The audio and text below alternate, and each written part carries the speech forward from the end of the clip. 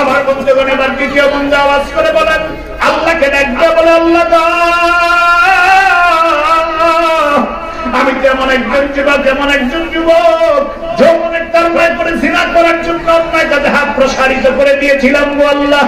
আমার চাচাতো বোনের সাথে আমার প্রেমের সম্পর্ক ছিল, ভালো সম্পর্ক ছিল, তার সাথে কন্টাক্ট হলো। তার বাবা অসুস্থ হয়ে যাওয়ার পরে আমার মনের আশা পূরণ করবে, আমি তার বাবার চিকিৎসার সেবা করার জন্য টাকা পয়সা দিলাম। সে যখন তার বাবার চিকিৎসা করলো, টাকা পয়সা পাইয়া চিকিৎসা করার পর সর্বশেষ পর্যন্ত যখন নাকি আমার বোনের সাথে ওয়াদাবদ্ধ হয়ে গেলাম, আমি আমার বোন আমার সাথে ওয়াদাবদ্ধ হয়ে গেল, চাচাতো বোন প্রতিবেশী বোনের সাথে আমার ওয়াদা হয়ে গেল। সর্বশেষ ওয়াদার মতো তার মা বাবা ঘরে নেই, বাড়িতে নাই। আমি আমার মনের স্বাদ মিটাবার জন্য যখন তাদের ঘরে চলে যাই, তখন নাকি আমি তার সাথে একান্ত মুহূর্তে একত্রিত হয়ে গেলাম।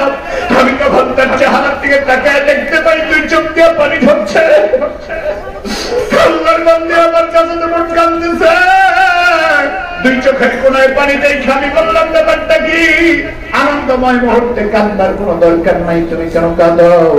আমার চাচা তখন জবাব দিয়ে বলে, ভাই রে, আমার মা নাই বাবা নাই বলে তুমি আমার সাথে অপকর্মে লিপ্ত হয়েছ। আমি তোমার সাথে ওয়াদা দিয়েছি, এটা সত্য, কিন্তু যুবক রে, যৌবনের তারুণ্যে পরে যদি আমার সতীত্বের ইজ্জতটা নষ্ট করে দাও, আমি চিন্তা করতেছি কিয়ামতের ময়দানে আমার মালিক আল্লাহর সামনে আমি কেমন করে মুখ দেখাবো? জিনাকারী হয়ে আল্লাহর আদালতে কেমন করে মুখ দেখাবো? সেই ভয়ে আমি কান্না শুরু করেছি। আল্লাহর বান্দা বলে, আল্লাহ এই একান্ত মুহূর্তের মধ্যে আমি তার উপর থেকে সরে গেলাম, আর কোনদিন তাকে টাকাও চাই নাই, কোনদিন তাকে বিরক্তও করি নাই। যুবক আল্লাহকে ডাকতে বলে, আল্লাহ সেই দিনের আমল যদি তোমার জন্য করে থাকি, আল্লাহ আজকের এই বিপদের দিনে তুমি ছাড়া সাহায্যকারী কেউ নাই, তুমি আমাকে আজকের এই বিপদের দিনে সাহায্য করো আল্লাহ। আল্লাহ দরবারে দোয়া করেছে, দুই মন্দ আমিন আমিন বলেছে। আমিন বলতে দেরি হয়, পাথরের আরেকটা খন্ড দূরে সরে যায়। চলে চিল্লায় বলেন আল্লাহু আকবার।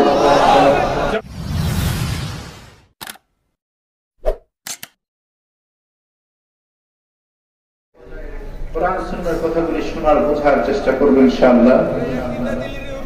খুব আদব বজায় রেখে কোরআন সুন্নাহর কথা শোনার চেষ্টা করব। এই মজলিস অত্যন্ত আবেগের মজলিস, সম্মানের মজলিস, ইজ্জতের মজলিস। কারণ এই জায়গায় আল্লাহ পাকের রহমতের ফেরেশতারা রহমত নিয়ে আসে। আল্লাহ পাকের অগণিত অসংখ্য ফেরেশতারা আমাদের ডানে বামে চতুর্পাশে দাঁড়িয়ে আছে, আল্লাহর কাছে আমাদের মাগফিরাত ক্ষমা প্রার্থনা করছে। সুবহানাল্লাহ। সেজন্য আমরা চেষ্টা করব আদবের সাথে কোরআন হাদিসের আলোচনা শ্রবণ করতে, কোন আওয়াজ যেন না হয়, কোন রকম কোন ডিস্টার্ব যদি আমার পক্ষ থেকে না হয়। কোরআনের হক কথা যদি ভালো লাগে তাও মানতে হবে, না ভালো লাগলে তাও চুপ থাকতে হবে। কোরআনের হক কথা আল্লাহ পাক যা বলেছেন সে অনুযায়ী যদি আমরা বলি, তাতে কি আমাদের কারো কোনো আপত্তি আছে? জোরবান আছে? আমরা সবাই মুসলমান, দল যার যার হতে পারে, কিন্তু ইসলাম আমাদের সবার। দল যার যার, কোরআন আমাদের সবার। দল যার যার, আল্লাহ আমাদের সবার। ঠিক কিনা বলেন? এই জন্য আল্লাহ পাক যেন কোরআন এবং সুন্নাহর কথাগুলি আমাদেরকে স্বল্প সময়ের মাঝে মনোযোগ দিয়ে শোনা, বোঝা, আমল করার তৌফিক দেন, বলুন আমিন। আমার ভাইরা, আল্লাহ রাব্বুল আলামিন পৃথিবীর জমিনে কোরআন পাঠালেন। এমন একটা সময় আল্লাহ কোরআন পাঠিয়েছেন যে সময়টা ছিল পৃথিবীর ইতিহাসে টাইম অফ ইগনোরেন্স, অজ্ঞতার যুগ, বর্বরতার যুগ। অজ্ঞতার যুগে, বর্বরতার যুগে আল্লাহ তাআলা কোরআন দিয়েছেন, রাসূল পাঠিয়েছেন।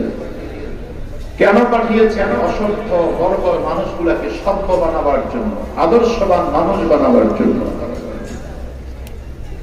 আল্লাহ রাব্বুল আলামিন যে সময় কোরআন পাঠালেন, সেই সময়ে মানুষের যে নীতি নৈতিকতার আদর্শ বলতে ছিল, হানাহানি, মারামারি, খুনাখুনি, অন্যায়, অত্যাচার, অবিচার, সুদে, ঘুষে, জুয়ায় সে সমাজ ভরপুর ছিল।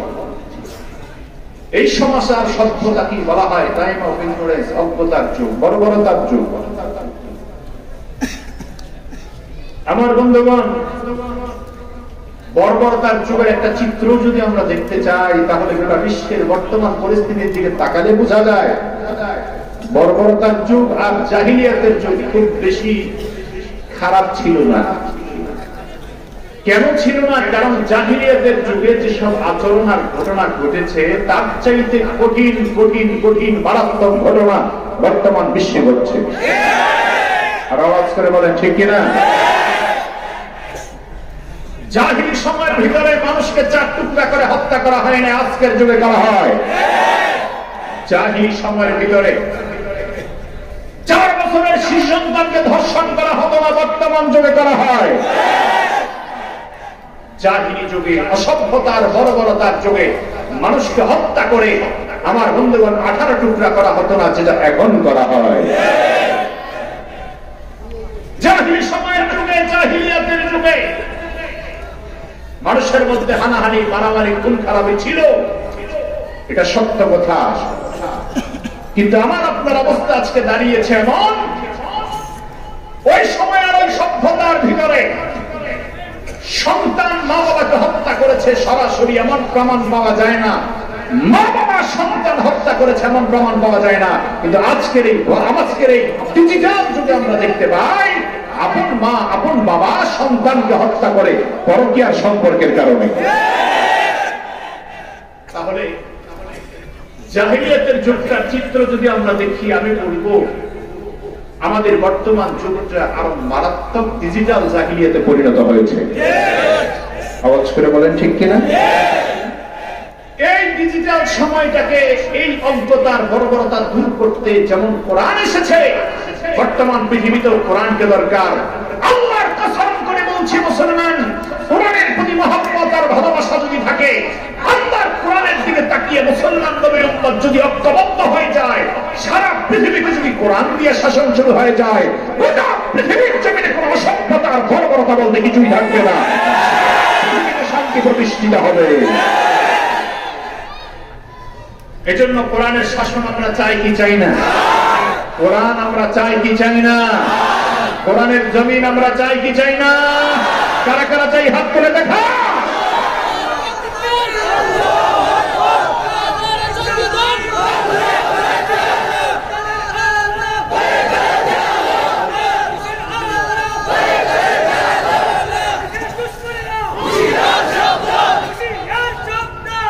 আল্লাহ আমাদের সবাইকে কবুল করুন বলে আমিন। আমার ভাইরা, পৃথিবীতে মানুষের ভুল করার বহু লোক আছে।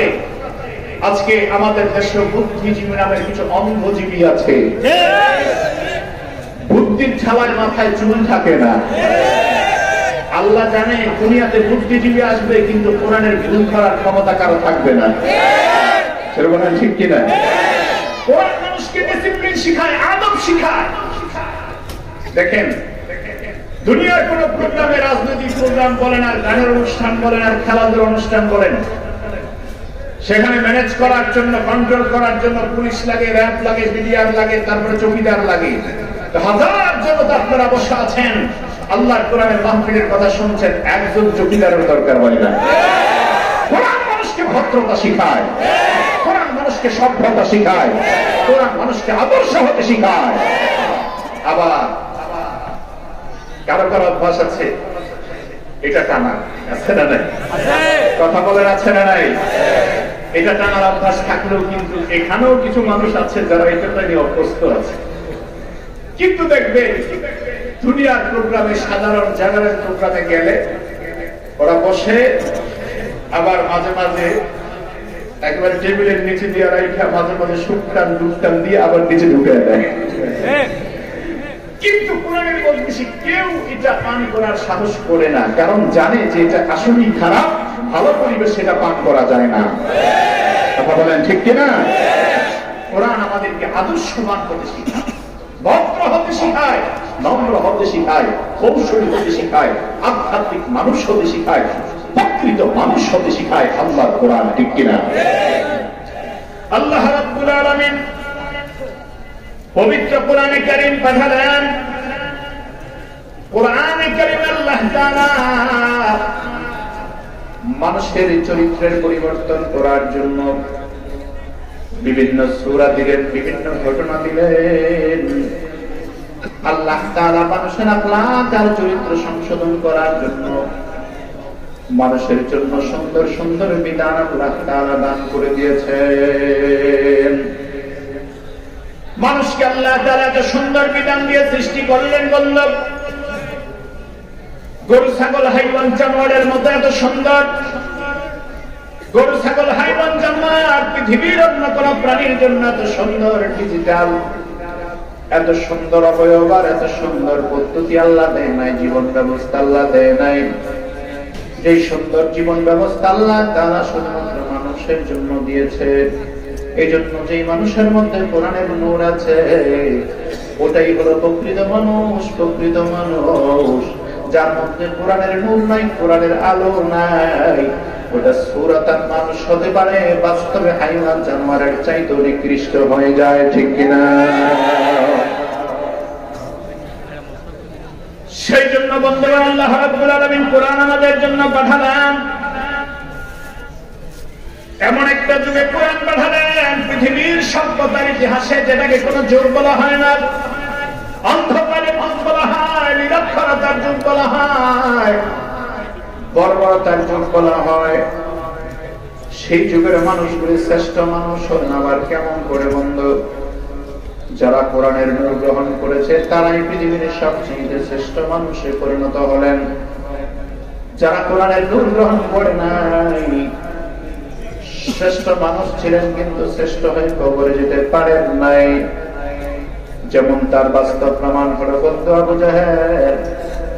হযরত ওমর রাদিয়াল্লাহু তাআলা চাইতো বড় নেতা ছিলেন, বড় লিডার ছিলেন, কিন্তু বন্ধু মৃত্যুবরণ করেছে।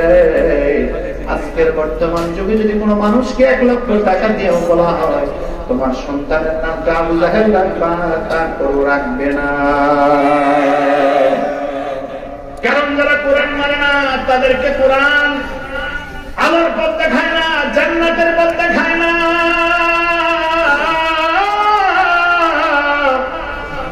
যারা কোরআন মানবে কোরআন তাদেরকে জান্নাতের পথ দেখায়, আলোর পথ দেখায়। এই কোরআন মানুষকে আদর্শবান মানুষ হতে শিখায়, এই কোরআন মানুষকে প্রকৃত মানুষ হতে শিখায়। আমার বন্ধু কেমন করে প্রকৃত মানুষ হতে শিখায়? এই কোরআনের আলো যার মধ্যে আছে তার মধ্যে আল্লাহর ভয় আছে, আল্লাহর ভয় আছে। যার মধ্যে কোরআনের আলো নাই তার মধ্যে আল্লাহর ভয় নাই। যার মধ্যে কোরআন আছে তার মধ্যে আল্লাহর ভয় আছে। যার মধ্যে কোরআন আছে তার মধ্যে পরকালের ভয় আছে। যার মধ্যে কোরআন নাই তার মধ্যে আল্লাহর ভয় নেই, তার মধ্যে পরকালের ভয় নাই। এই জন্য দেখবেন বন্ধু কোরআন যারা মানে না, ইসলাম যারা মানে না, তাদের জবান দিয়ে এমন মারাত্মক ধরনের কথা বের হয় যেটা পৃথিবীর জমিনে কোনো অমুসলিমরা পর্যন্ত বলার সাহস করে না। আমার বন্ধুগণের জন্য কোরআন মানুষকে সভ্য হতে শিখায়, আদর্শবান মানুষ হতে শিখায়, আল্লাহওয়ালা হতে শিখায়। ওই কোরআন মানুষকে যেই জিনিসটা শিখায় তার নাম হলো তাকওয়া। যার অন্তরে আল্লাহর কোরআনের প্রতি ভালোবাসা আছে, কোরআনের আমল আছে, তার অন্তরে তাকওয়া আছে। তাকওয়া বন্ধু কোনো হাগুয়া রুটির নাম নয়। তাকওয়া হলো আমার আপনার কলবের ভিতরে আল্লাহর ভয় ঢোকানোর নাম হলো তাকওয়া। যার মধ্যে তাকওয়া আছে আল্লাহ বলেছেন সে হলো ভদ্র মানুষ। যার মধ্যে তাকওয়া নাই সে কখনো ভদ্র হতে পারে না। যার মধ্যে তাকওয়া নাই সে কোনোদিন ভদ্র হতে পারে না। যার মধ্যে তাকওয়া আছে সেই হলো প্রকৃত ভদ্র মানুষ। আর ভদ্র মানুষ যারা তারাই জান্নাতে যাবে। যাদের মধ্যে তাকওয়া নাই তারা অভদ্র, আর অভদ্রকে আল্লাহ কখনো জান্নাত দিবে না। ঠিক কিনা? সেই জন্য আমার আল্লাহ পবিত্র কোরআনে বড় সুন্দর করে বর্ণনা পেশ করেছেন। জান্নাত আল্লাহ তাআলা কাদের জন্য রাখলেন, কাদের জন্য আল্লাহ জান্নাত রেখেছেন, আমার আল্লাহ বড় সুন্দর করে পবিত্র কোরআনে আমাদের জন্য উপদেশ দিয়েছেন। বিসমিল্লাহির রহমানির রহিম।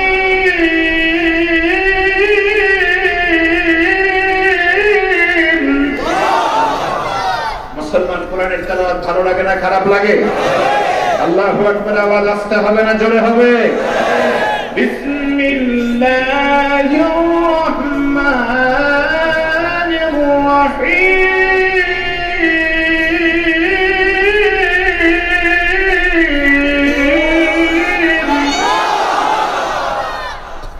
তিলকাল জান্নাতুল্লাতী নুরিসু মিন ইবাদিনা মান কানা তাকিয়া।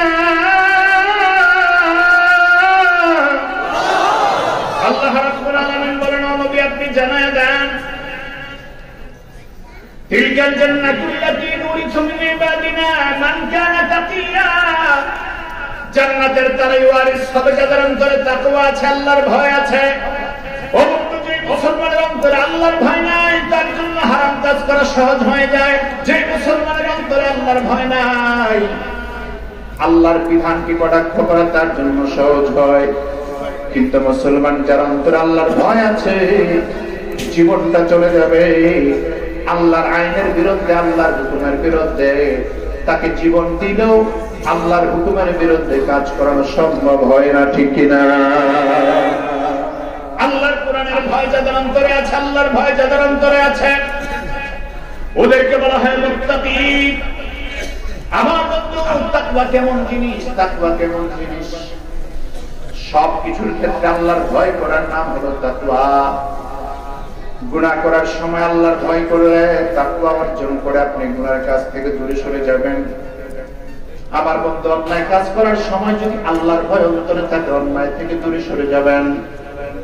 যেমন বন্ধু, এটার মূল বিষয়টা হলো, প্রতিপাদ্য বিষয় হলো তাকওয়া অন্তরের নাম।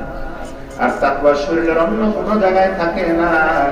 রাসূল সহিহ বুখারীর বর্ণনায় বলেছেন, আত-তাকওয়া হাহুনা, আত-তাকওয়া হাহুনা, আত-তাকওয়া হাহুনা। রাসূল বললেন, তাকওয়া থাকে অন্তরে, তাকওয়া থাকে কলবে। আর কলব হলো আমার আপনার বাম পাশে, বাম বগলের নিচে।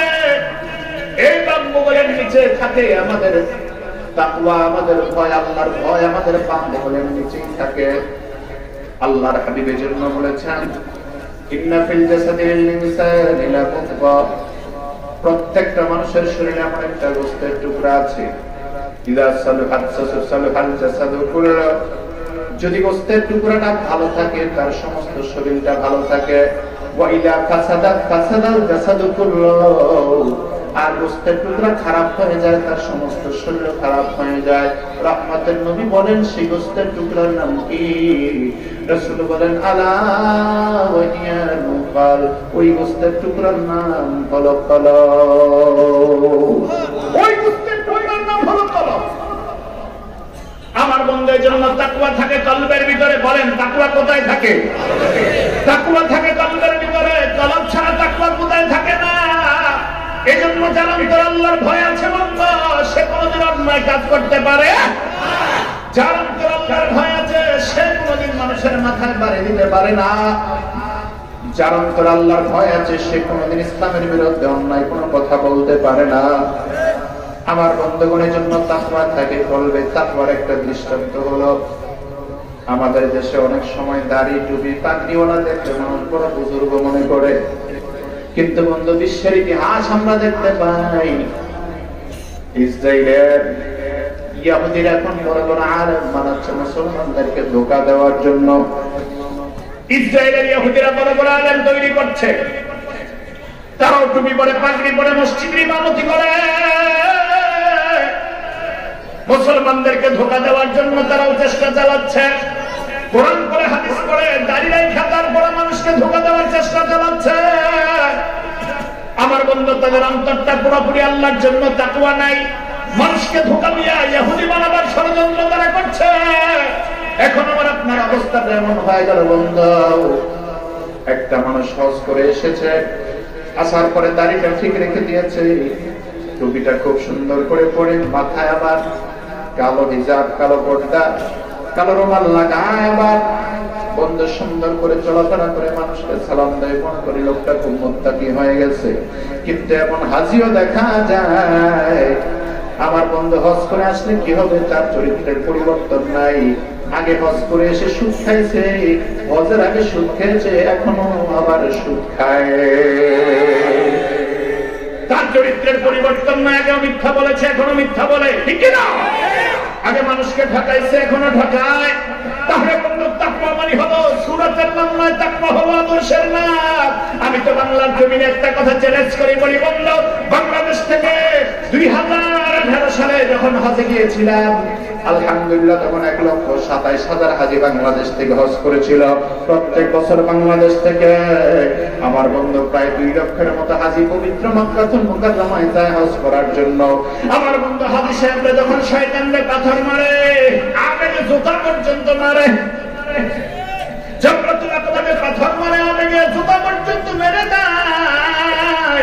কিন্তু ওই হাজি আবার হজ করে আসার পরে চরিত্রের পরিবর্তন নাই, আদর্শের পরিবর্তন নাই, আখলাকের পরিবর্তন নাই। এই জন্য আমি চ্যালেঞ্জ করি, বলি বন্ধু, বাংলাদেশে যত হাজি প্রতি বছর হজে যায়, ওরাই যদি বাংলার জমিনে আদর্শবাদ নীতি নৈতিকতার বাস্তবায়ন করে না, বাংলার জমিনে এত মাস মাহফিল দরকার ছিল না।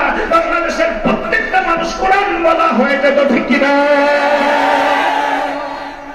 কিন্তু আমার বন্ধু চরিত্রের পরিবর্তন নাই। এই চরিত্রটার নাম হলো তাকওয়া। যার চরিত্রের পরিবর্তন আছে তাকে বলে মুত্তাকি। মা ডাক্তারের কাছে গেছে, কবিরাজের কাছে গেছে, ছেলের জ্বর, বলেন কি ছেলের জ্বর হয়েছে, মা কবিরাজের কাছে গেছে। আগের জামানায় আয়ুর্বেদিক কবিরাজের কাছে গিয়া হাকিমের কাছে গিয়ে ওষুধ নিলেন, কালো কালো ওষুধ দিলেন, তিতা তিতা ওষুধ। আল্লাহর বান্দারে খাওয়াইতে যায়, বাচ্চা বমি করে ফেলে দেয়। খাওয়াইতে গেলে বাচ্চা বমি করে ফেলে দেয়। কথা খেয়াল করুন, সামনের দিকে তাকান, ডাইনে বামে তাকাবেন না। বাচ্চা বারবার খেতে দেয়, বাচ্চা ফেলে দেয়। মা চিন্তা করলেন বাচ্চারে কেমন করে খাওয়ানো যায়, ডাক্তারের কাছে পরামর্শ চাইলেন। ডাক্তার, ছেলেরা তো কালো ওষুধ তিতা ওষুধ খাওয়াইতে গেলে বাচ্চা ফেলে দেয়, বাচ্চা খায় না, কি করা যায়? এবার বাচ্চার মাকে ডাক্তার ডাক দিয়ে বলে, হাকিম ডাক দিয়ে বলে, ছেলেটাকে সুন্দর করে একটা রসগোল্লা দেখাবেন, রসগোল্লার ভিতরে ঢুকায় তারপরে তিতা ওষুধটা খাওয়াবেন।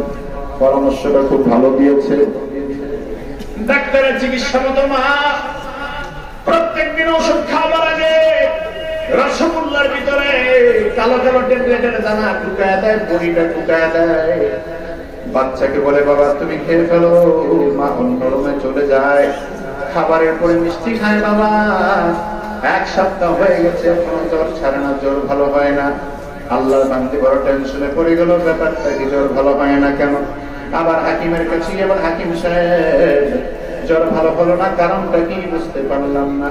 বলে, ওষুধ তো যেভাবে দিয়েছি ভালো হওয়ার কথা। এবার আল্লাহর বান্দা ডাক্তার ওই রোগীকে ডাক দিয়ে বলে, বাবা তোমার কি তোমার ওষুধ খেতে দিয়েছিল? বলে না। বলে কি দিয়েছিল? বলে প্রত্যেক বেলায় খাবারের পর একটা করে রসগোল্লা খাইতে বলেছে, আমি মজা করে খেয়েছি। বলে রসগোল্লার ভিতরে কিছু ছিল কিনা, পেয়েছো কিনা?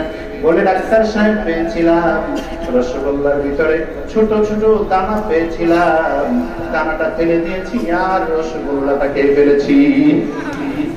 বলে তাহলে দানা যদি না ফেলাও, দানা যদি না খাও, রোগ তো ভালো হবে না। আমার বন্ধু হজ করে লাভ হবে না যদি তাকওয়া অন্তরে না থাকে, চরিত্রের পরিবর্তন না আসে। ঠিক না? আমার বন্ধু হাজির মাল 3টা বানিয়ে লাভ নাই যদি চরিত্রের পরিবর্তন না আসে। যদি চরিত্রের পরিবর্তন করতেই হয় বন্ধু, আল্লাহর ভয় অন্তরে ঢুকাইতে হবে, আল্লাহর ভয় অন্তরে ঢুকাইতে হবে। আল্লাহ তাআলা সেই দৃষ্টিতে দুনিয়ার সব মানুষদেরকে লক্ষ্য করে বলেন, ইমানদারদেরকে আল্লাহ লক্ষ্য করে বলেন, ও দুনিয়ার ইমানদারেরা রে, তোমরা আমাকে ভয় করো, ভয় করার মতো সাবধান মুসলমান না হইয়া কবরের দেশে আসবা না। আল্লাহ তাআলা বড় সুন্দর করে সূরা আলে ইমরানের 102 নম্বর আয়াতে বর্ণনা করেছেন, ইয়া আইয়ুহাল্লাযীনা আমানু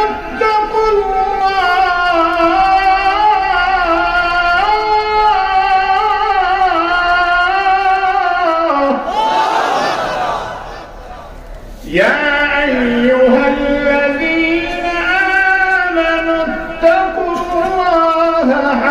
تقاته ولا تموتن إلا وأنتم مسلمون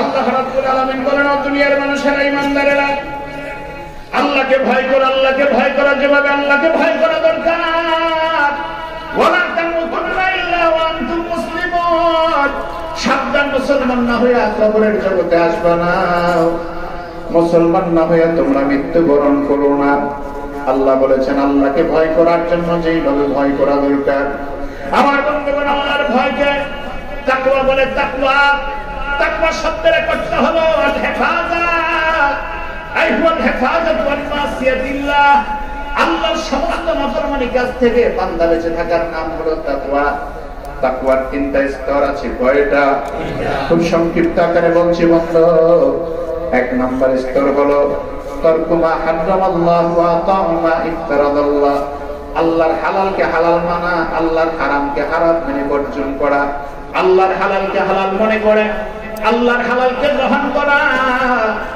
আল্লাহর হারামকে হারাম মনে করে বর্জন করার নাম হলো তাকওয়া এটা হলো তাকওয়ার এক নাম্বার স্তর প্রথম নাম্বার স্তর সর্বনিম্ন নাম্বার স্তর সর্বনিম্ন নাম্বার স্তরের পর রিক্টার স্কেল চালাইতে থাকবে আর উপরে তাকওয়ার স্তর আছে বন্ধু দুই নাম্বার হলো রাসূল বলেছেন তাকওয়ার দুই নাম্বার স্তর হলো তারকুমা আল হেফাজত তারকুমা হেফাজত আল ইহতিমা লাম ইয়াসাম যেই কাজে গুনাহ হয় গুনাহ ছেড়ে দেওয়ার নাম হলো তাকওয়া গুনাহ ছেড়ে দেওয়ার নাম হলো তাকওয়া সব রকমের গুনাহ ছেড়ে দেওয়ার নাম হলো তাকওয়া আমার বন্ধুগণ এখন তো মুসলমান আমরা এমন হয়ে গেছি গুনাহ কি গুনাহই মনে করি না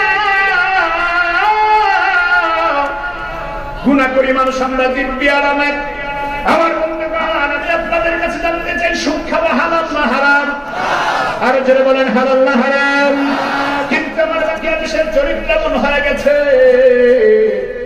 সুদের ওয়াজ করলে পরে বক্তা খারাপ সুদের ওয়াজ করলে পরে ইমাম সাহেব খারাপ আস্তে বলবেন না জোরে বলেন ঠিক কিনা আর যারা ওয়াজ করে বলেন ঠিক কিনা কারণ মসজিদ কমিটির প্রধান সভাপতি যিনি আমার বন্ধু সব মসজিদ নয় কিছু কিছু মসজিদের ব্যাপারে আমার বক্তব্য আছে দেখা যায় প্রথম কাতারে মসজিদে আসে বামপন্থী দলের সদস্য উনি শুক্রবার দিনে মসজিদে আসে লম্বা তাসবিহ একটা হাতে নিয়ে সুবহানাল্লাহ 50 কোটি গণে আলহামদুলিল্লাহ 37 লাখ মনে মনে চিন্তা করে সুদের উপর টাকা 50 লাখ এখন ইমাম যদি ওয়াজ শুরু করে দেয় সুদের বিরুদ্ধে তখন তার মাথা গরম হয়ে যায় চামড়ি গরম হয়ে যায় ইমামের বিরুদ্ধে আন্দোলন আর সংগ্রাম শুরু করে দেয় আমার বন্ধু এই নামাজি যেই নামাজি সুদ খায় সুদ খাওয়াকে গুনাহ মনে করে না তার নামাজ কোনোদিন আল্লাহর দরবারে কবুল হবে না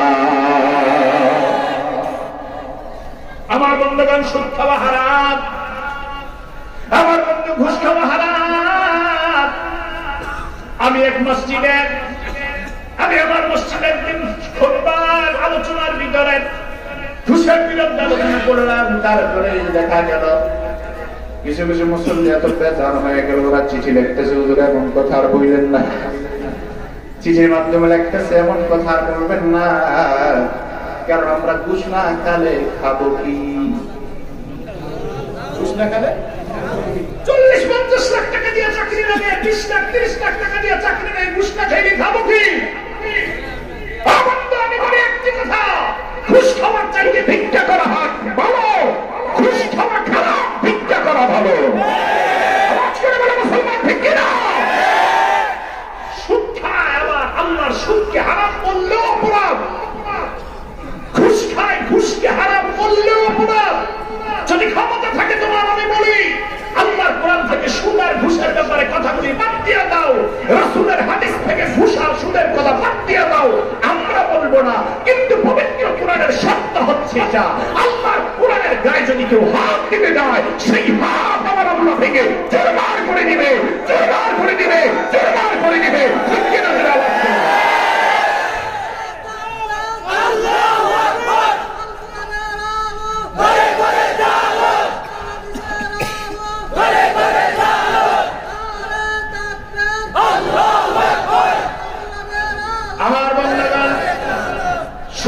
হালাল না হারাম? জোরে বলেন। ঘুষ খাওয়া হালাল না হারাম? এই তো কেউ বেজার হয়ে যাচ্ছে, রাগ করতেছেন, বেজার হচ্ছে। আমরা কি খারাপ কথা মানুষকে বলি? আমরা কি অন্যায়ের কথা বলি? আমরা কোন মন্দির ভাঙতে বলি? আমরা মানুষকে আদর্শবান মানুষ করার জন্য, প্রকৃত আদর্শের শিক্ষা পাওয়ার জন্য মানুষকে সবক দিয়ে যাই, কথা বলে ঠিক কিনা? শুদ্ধ হারামকে হারাম বলতে হবে। যদি এই পর্যন্ত ঈমান আপনার না থাকে তাহলে বুঝতে হবে আপনি এখনো মুসলমান হতে পারেন নাই। সুদকে যদি কেউ হালাল মনে করে তাহলে তার ঈমান থাকবে? ঘুষকে যদি কেউ হালাল মনে করে তার ঈমান থাকবে? আমার বন্ধুরা, আমাদের দেশে আবার একদল মানুষ পাওয়া যায়, ওরা নিজেরা পর্দা করে না, মানুষকে পর্দা করতে উৎসাহিত করে না, নিজেরা নিজের স্ত্রীদেরকে বেপরদায় চালায়।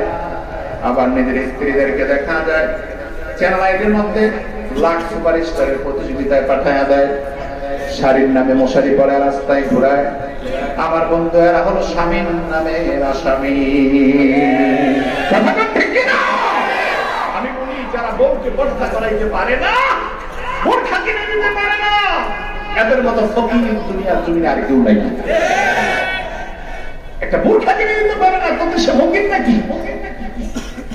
আমার বন্ধু এখন যদি পর্দা করে তাহলে ইসলামের হুকুম মানল, পর্দা যদি না করে ইসলামের হুকুম মানল না, সে কবিরা গুনাহ করল।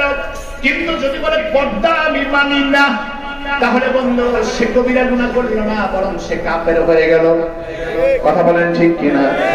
সে কাফের হয়ে গেল। এই জন্য আমাদের বর্তমান সময়ে অনেক মানুষ গুনাহকে গুনাহই মনে করে না। ছেলের বিবাহের সময় যৌতুক নিতে পাগল হয়ে যায়, এমন মা বাবা আছে না নাই? যৌতুক না হালাল না হারাম? আমার বন্ধু পায়খানা যেমন হারাম, যৌতুক খাওয়া হারাম। তবে যদি মেয়ের বাবা আপনার একটা ট্রাক্টর কিনে দেয়, আপনি চালাবেন, আপনার ছেলে কন্ট্রাক্টরি করবে, কোনো অসুবিধা নাই, কোনো অসুবিধা নাই। মেয়ের বাবা যদি আপনার বাস কিনে দেয়, আপনি চালাবেন, আপনার ছেলে হেল্পারি করবে, কোনো অসুবিধা নাই। এটা দিতেই পারে, হাদিয়া ছোটও দিতে পারে, বড়ও দিতে পারে। কিন্তু বন্ধু যৌতুকের নামে একটা সুদাও যদি নেয়, এটাই হলো হারাম, এটাই হলো চূড়ান্ত হারাম, ঠিক কিনা? আমার বন্ধুর জন্য হালালকে হালাল মনে করতে হবে, হারামকে হারাম মনে করতে হবে। আমার বন্ধু গুনাহকে গুনাহ যদি মনে না করেন, তানবীহুল গাফিলিনের ভিতরে লিখেছে, ফকিয়াতুল্লাহ সামারকান্দি রাহমাতুল্লাহ আলাইহি লিখেছেন তানবীহুল গাফিলিন। অনেক উলামা হযরতদের কাছে কিতাবটা আছে, তারা দেখতে পাবেন। তিনি লিখেছেন সাগীরাতু তাজরু ইলাল কাবীরা ওয়াল কাবীরাতু তাজরু ইলাল কুফর। যদি সগীরা গুনাহ বারবার করে এটা কবিরা গুনাহ হয়ে যায়, কবিরা গুনাহ যদি বারবার করে এটা কুফরের দিকে নিয়ে যায়। এজন্য বন্ধু ছোট গুনাহ থেকেও বাঁচতে হবে, বড় গুনাহ থেকে বাঁচতে হবে। বাস্তব ভিত্তিক কথা হলো গুনাহ একটা আগুনের নাম। আমার বন্ধুগণের জন্য গুনাহ করা যাবে না, গুনাহ থেকে বেঁচে থাকতে হবে। এটা 2 নম্বর তাকওয়ার স্তর। রিক্টার স্কেলার একটু বেড়ে গেল, 3 নম্বর তাকওয়ার স্তর হলো বন্ধু তারকু মা লা বাসা বিহি। যে বিষয়ের আলোচনার কোনো দরকার নাই সে বিষয়ে আলোচনা করা দরকার নাই।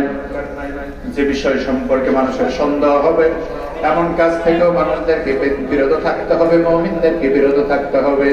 এবার বন্ধুরা শুনুন, তাকওয়া যারা অবলম্বন করবে তাদেরকে আল্লাহ বলেছেন ওরাই হলো মুত্তাকি।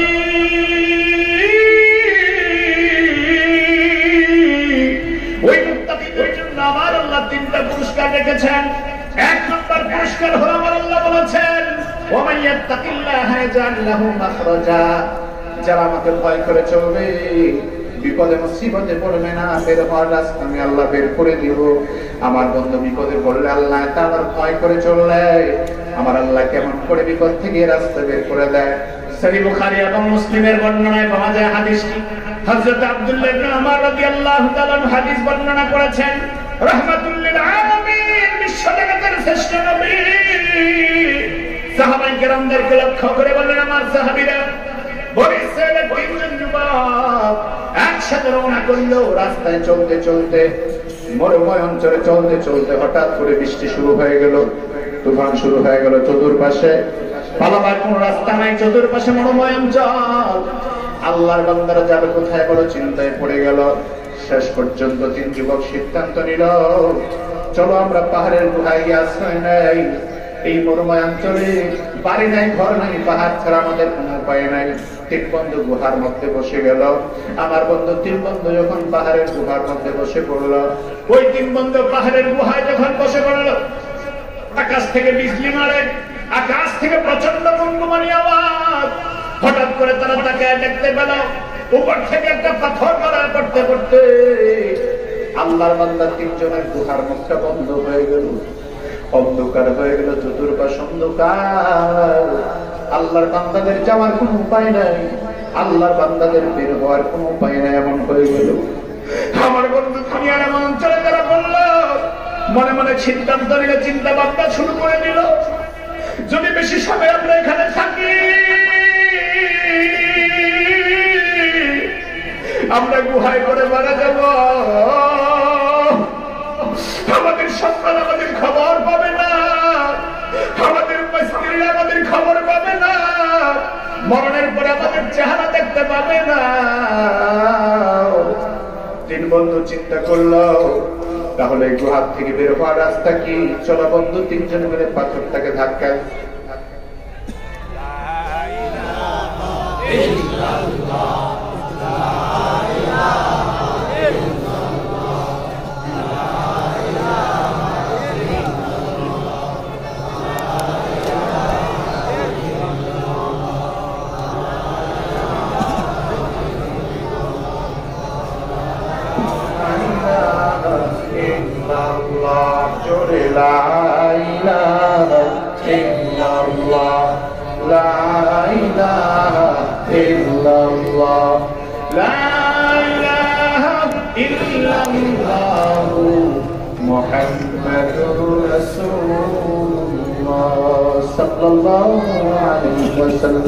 তিন বন্ধু পাহাড়ের ভিতরে পরে তিনজনে পাথরকে ধাক্কা দেন, কিন্তু পাথর এত বড়, এত বড়,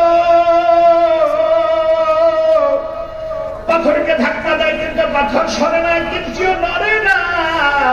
তিন বন্ধু চিন্তায় পড়ে যায়, এখন কি করতে পারি আমরা? তিন বন্ধুর মধ্যে প্রধান যিনি ছিল, তিনি ডাকতে বলে, বন্ধুরা রে, আমরা বিপদে পড়েছি, দুনিয়ার কোন মানুষ আমাদের ব্যাপারে জানে না, কিন্তু আমাদের বিশ্বাস হলো আমাদের মালিক আল্লাহ একজন আছে, তিনি আমাদের ব্যাপারে ভালো জানেন, সুতরাং আমরা তার কাছে সাহায্য চাই। বলে কেমনে সাহায্য চাইব? বলে আল্লাহর দরবারে আমরা হাত বাড়া দেই, তোমরা একজন একজন করে দোয়া শুরু করে দাও, জীবনের ভালো কোনো আমল দিয়ে আল্লাহর দরবারে দোয়া করো, যদি ভালো আমল দিয়ে দোয়া করো আমরা আমিন আমিন বলবো, আল্লাহ চাইলে পাহাড়ের গুহার থেকে আমাদেরকে মুক্তি দিতে পারবে। সুবহানাল্লাহ। আমার বন্ধুগণ তিন বন্ধু সিদ্ধান্ত নিয়ে দোয়া শুরু করে দিল। প্রথম বন্ধু দোয়াতে হাত তুলে বলে, আল্লাহ আমি এমন একজন মানুষ, এমন একজন মানুষ গো আল্লাহ, আমি একজন রাখাল, মাঠে ময়দানে বকরি চড়াইতে যাই, প্রত্যেকদিন বকরি চড়ায় বাড়ি আসার পরে দেখতে পাই আমার মা আমার জন্য বসা আছে, আমার বাবা যান আমার জন্য বসা আছে, আমি আমার মায়ের কাছে যাই, বাবার কাছে যাই, বকরির দুধ দহন করে রাতের খাবার নিয়ে মাকে খেতে দেই, বাবাকে খেতে দেই, মা বাবাকে না খাওয়ায়া আমি সন্তান প্রথমে খাই না, স্ত্রী সন্তানদেরকে আমি প্রথমে দেই না, আমি সবার আগে আমার মাকে খাওয়াই, তারপরে আমার বাবাকে খাওয়াই, তারপরে আমি খাই, তারপরে আমার স্ত্রী খায়, আমার সন্তানরা খায়। ও দয়ার মালিক আল্লাহ, এই যুবক ভাইরা, আজকে অনেক যুবক আছে আমার মাকে ভুলে যায়, অল্প সময়ের ভিতরে বাবাকে ভুলে দেয়, মার কথা ঘোরার ভালো লাগে না, বাবার কথা ঘোরার ভালো লাগে না। ও আমার যুবক বন্ধু, আমি আপনাদেরকে লক্ষ্য করে বলছি, যুবক জীবনের কথাই তো শিখেছেন, মায়ের কথার কারণে বারবার মাকে প্রশ্ন করেছেন, মাকে বলেছেন, মা গো এটা কি, এটা কি, এটা কি? আপনার মা বিরক্ত হয় নাই, বারবার বলেছে এটা পানি, এটা পানি, এটা পানি, এটা গ্লাস, এটা মগ, এটা সমক, এটা বারবার মা বলেছে। এখন আপনার মা বুড়া হয়ে গেছে, মাথার রগ এখন ঢিলা হয়ে গেছে, আগের মতো কাজ করে না। মা যদি বারবার একটা কথা জিজ্ঞেস করে বিরক্ত মনে হয়। আমার বন্ধু মায়ের কথা ঘোরার ভালো লাগে না, বন্ধুদের পাল্লায় করে মা টেলিফোন করলে কথা বলে ধমক দিয়ে, ও যুবক বন্ধু না না না না, যদি মায়ের খেদমত করে যাব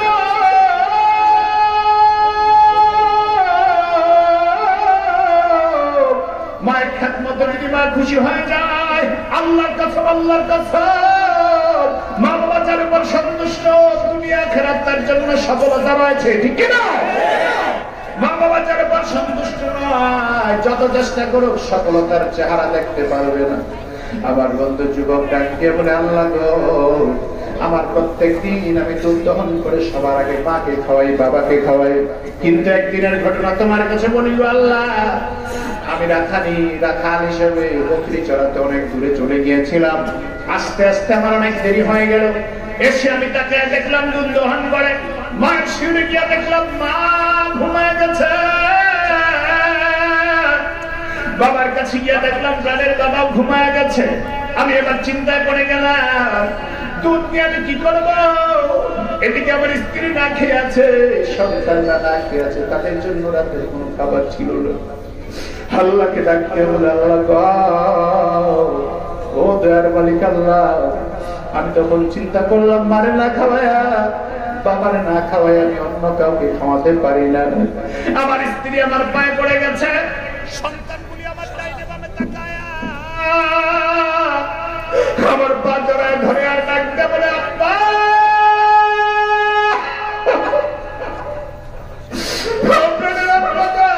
খাবার দাও, খাবার দাও। পেটের ক্ষুধার সম্ভব হয় না, জ্বালার সম্ভব হয় না, বাবা তুমি আমাদের খাবার দাও। ও আল্লাহ, আমি তো ভগবান আমার সন্তানদের দিকে তাকায় চোখের পানি চলে এসেছে, কিন্তু আমার সন্তানদেরকে খাওয়াতেই না। আমার বিবিকে বললাম বাচ্চাদেরকে ঘুম পড়ায় দাও। বাচ্চারা ঘুমায় গেল, ক্ষুধা যন্ত্রণা তৃষ্ণা পেটে নিয়ে বাচ্চারা ঘুমায় গেল। শেষ পর্যন্ত ফজর আজান হয়ে গেল।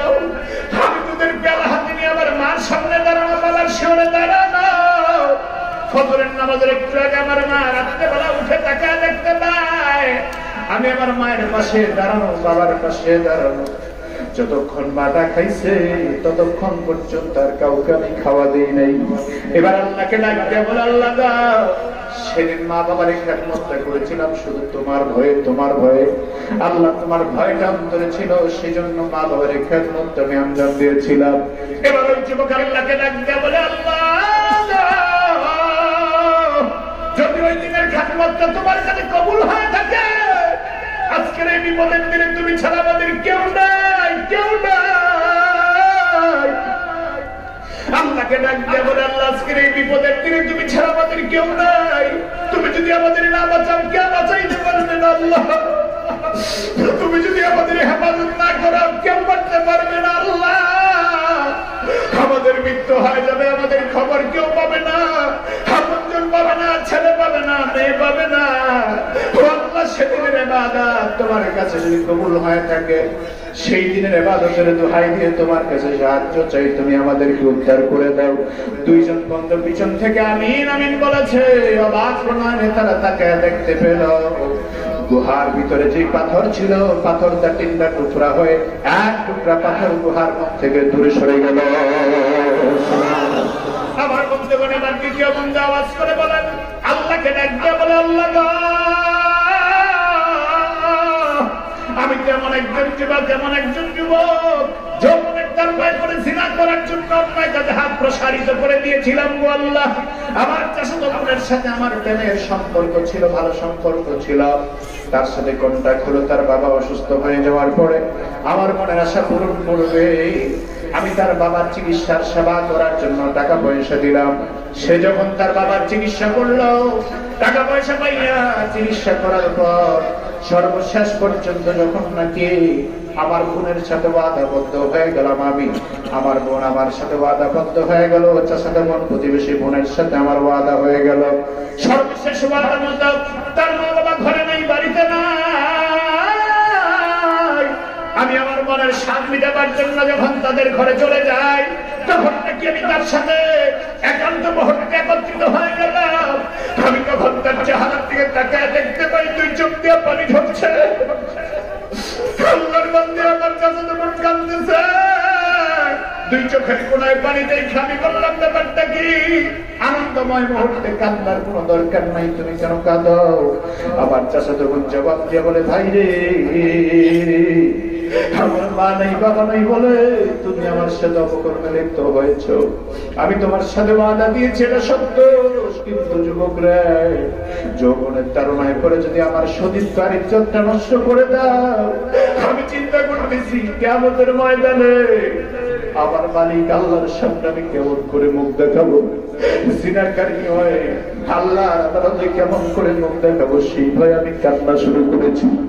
আল্লাহর বান্দা বলে, আল্লাহ এই একান্ত মুহূর্তের মধ্যে আমি তার উপর থেকে সরে গেলাম, আর কোনদিন তাকে টাকাও চাই নাই, কোনদিন তাকে বিরক্ত করি নাই। যুবক আল্লাহকে ডাকতে বলে, আল্লাহ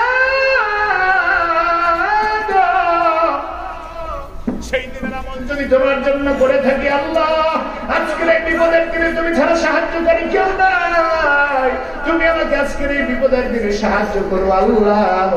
আল্লাহ দরবারে দোয়া করেছে, দুই মন্দ আমিন আমিন বলেছে। আমিন বলতে দেরি হয়, পাথরের আরেকটা খন্ড দূরে সরে যায়। চলে চিল্লায় বলেন আল্লাহু আকবার। যত জোরে আওয়াজ দিয়ে পারেন বলেন আল্লাহু আকবার। আর একটা আওয়াজ করে বলেন আল্লাহু আকবার। আমার বন্ধুদের তৃতীয় বন্ধু ডাক দিয়া বলে, আল্লাহ আমার জীবনে এমন কোন ভালো আমল নাই, তবে একটা ভালো আমলের কথা আমার মনে আছে গো আল্লাহ। আমি শ্রমিক খাটালাম একসঙ্গে 20 জন 30 জন 50 জন শ্রমিক খাটিয়েছিলাম।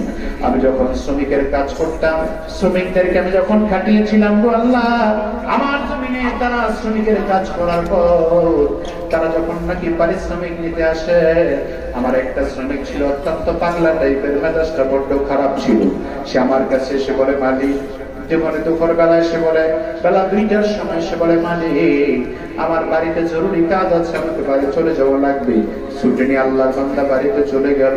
আমি সবাই যখন চলে আসলো মাইনে নেওয়ার জন্য, টাকা নেওয়ার জন্য, হাজিরা নেওয়ার জন্য, সবাইকে আমি টাকা দিলাম ঠিকই, কিন্তু ওই যে শ্রমিকটা আমার কাছ থেকে অর্ধেক দিনের ছুটি নিয়ে বাড়িতে গেছে, তাকে পূর্ণ দিনের বেতন না দেয়া অর্ধেক দিনের বেতন আমি দিলাম। আর বললাম, তুমি অর্ধেক দিন কাজ করেছো, অর্ধেক দিনের বেতন পাইবা হিসাব অনুযায়ী। এই কথা বলার পরে সে আমার কাছে টাকাটা রেখে চলে গেল, আর কোনোদিন আসে নাই। আমি যখন চিন্তা করলাম তার টাকাটা খালি করে লাভ নাই, তার টাকাটা আমি ব্যবসায় লাগাই দেই, কাজে লাগাই দেই। আমি তার টাকা দিয়ে একটা বকরি কিনলাম। বকরি কেনার পরে সেই বকরি থেকে আরো বকরির বাছুর হলো। আস্তে আস্তে বকরির বিশাল বড় একটা পাল হয়ে গেল।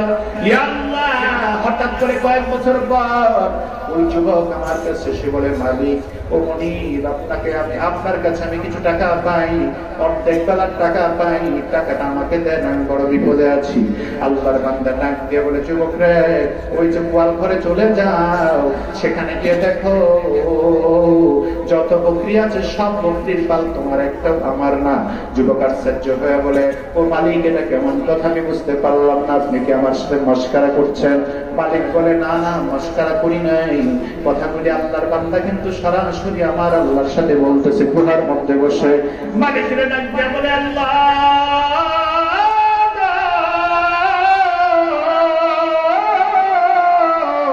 সেই দিন আমি তাকে বললাম, আল্লাহর বান্দা আমি তোমার জন্য যা করেছি সব আমি ভালো নিয়তে করেছি, আমি তোমার কাছ থেকে 1 টাকা ব্যবসা চাই না, পুঁজি চাই না, এটা তোমার জন্য করেছি, তুমি সব বকরির পাল গুনে নিয়ে যাও। আল্লাহর বান্দা ডাক দিয়া বলে, আমি তখন খুশি হইয়া তাকে বকরির পালগুলি সব দিলাম। বকরির পালগুলি দেওয়ার পরে সে খুশি হয়ে চলে যায়। বিনিময়ে একটা পয়সা নিলাম না। সেই দিনের আমল থেকে, আল্লাহ তোমার জন্য আমি করে থাকি, তুমি আজকের এই বিপদের দিন আমার এই বিপদ থেকে বাঁচা দাও, সে আমলের উসিলায়। আল্লাহর বান্দা দোয়া করে, ওই বন্ধু 2 জন আমিন বলে, আমিন বলার সঙ্গে সঙ্গে দেখতে বলা যায় পাথরের 3য় টুকরাটাও সরে যায়। আল্লাহ আমার বন্ধু, এই জন্য আমার আল্লাহ বলেছেন, ও আল্লাহর বান্দা তুমি আমার আল্লাহকে ভয় করো, আমি আল্লাহকে ভয় করো। ইয়া আইয়ুহাল্লাযীনা আমানুত্তাকুল্লাহ, আল্লাহ বলেছেন আল্লাহকে ভয় করো। আল্লাহকে ভয় করলে 1 নম্বর ফায়দা হলো, ওয়া মান ইয়াত্তাকিল্লাহা ইয়াজআল লাহু মাখরাজা, বিপদে পড়তে বাঁচাবে কে? আর যারা আওয়াজ করে বলেন কে? হাদিসে পাকের ঘটনা শোনালাম, কোন পানাওয়াটি কিচ্ছা কাহিনী শোনাই নাই বন্ধু। তাহলে আমাদেরকে আল্লাহর ভয় রেখে নেক আমল করার দরকার আছে না নাই? আমার বন্ধুগণ, সেই জন্য আসুন জীবনের এমন একটা ভালো কাজ করে যাই যেন বিপদে পড়লে আল্লাহকে বলতে পারি। অনেকের তো মনে চায় একটা মসজিদ করার জন্য, কিন্তু মনে চাইলে কি হবে, সামর্থ্য নাই।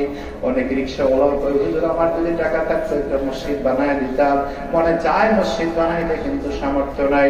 ও বন্ধু, আমি ওই ভাইকে উদ্দেশ্য করে বলি, ভাই আপনি মসজিদ বানাবার নিয়ত করে যদি একটা ইট মসজিদে লাগা দেন, আল্লাহ পাক জান্নাতে আপনার জন্য অবশ্যই বালাখানা বানাতে দেরি করবে না। সুবহানাল্লাহ।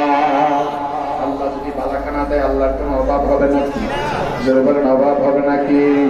আমার আল্লাহ তো এমন মালিক যিনি বান্দাকে জান্নাত দেয়। জান্নাত দিতে আমার আল্লাহ কার্পণ্য করবে না, বালাখানা দিতে কার্পণ্য করবে না। সেজন্য আমার বন্ধু চলে আসুন আল্লাহর কোরআনের মহব্বতে, আল্লাহর ঘরের মহব্বতে। এই মসজিদ আল্লাহর পবিত্র ঘর, এই মসজিদে 5 ওয়াক্ত নামাজ পড়া হয়। আল্লাহ তাআলা পবিত্র কোরআনে বলেছেন যত মসজিদ আছে সব হলো আল্লাহর জন্য, সব হলো আল্লাহর জন্য। ওয়া আন্নাল মাসাজিদা লিল্লাহ